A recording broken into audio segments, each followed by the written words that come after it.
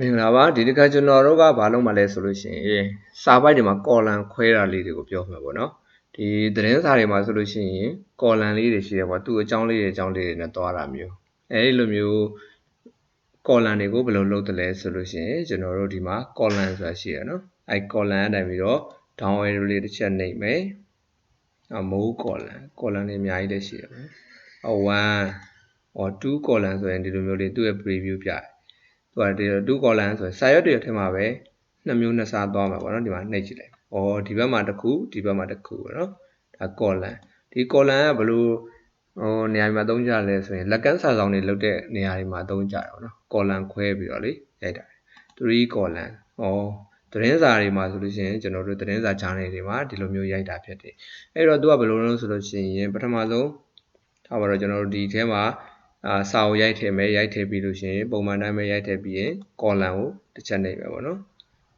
column ကိုဘယ်လိုမျိုးဒီဘက်ကသေးပြီးဒီဘက်ကကြီးမှလားဒီလိုမျိုးတွေရတယ်ပေါ့နော်မိုး column ကိုနှိပ်ပြီးတော့လည်းကျွန်တော်တို့စိတ်ကြိုက်ပြင်ဆင်လို့ရတယ်နှိပ်ကြည့်အောင်နော် line between column တွေကြားထဲမှာ line ထည့်မှာလားဆို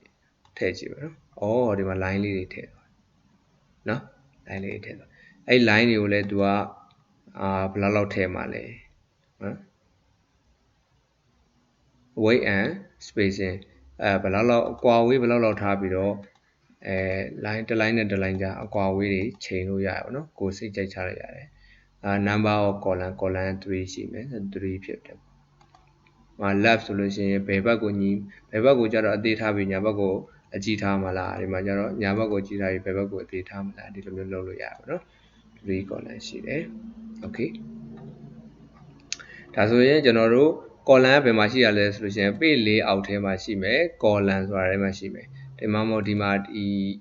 ဒီ down က dialog box လေးကျွန်တော်တို့ paper column